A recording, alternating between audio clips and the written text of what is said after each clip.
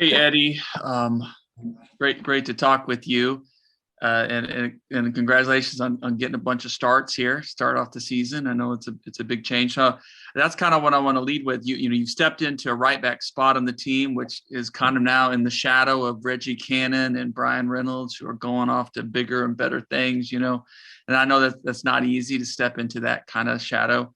But I remember when Lucha got them on the field, he often kind of seemed like he wanted them to start a little more defensive, kind of work their way into comfort and the speed of the game. I'm just curious if that's kind of what you're receiving from the coach too, as you get acclimated to Major League Soccer. I mean, how are you personally adjusting to the speed and physicality of the game each week?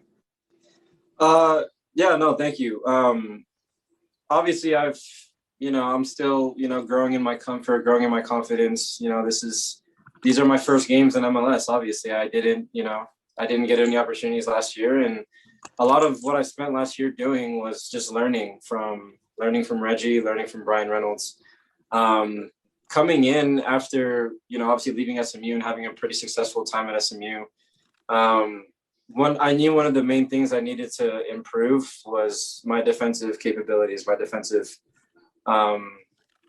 just my defending in general. I was pretty successful at SMU with my attacking, and I have that with me all the time.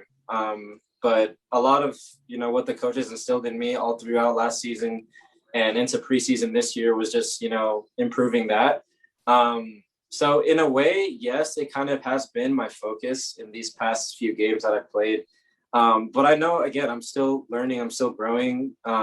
Reggie had a different path, Brian had a different path, and I'm sure I'm going to have a different path as well. I think I respect everything they did, but at the end of the day, I'm my own person.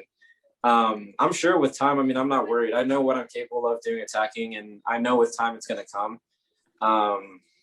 But yeah, obviously at the end of the day, I am a right back, which, the back is obviously defending. So I definitely have to take pride in that. But no, I'm not worried. My attacking will come with time for sure.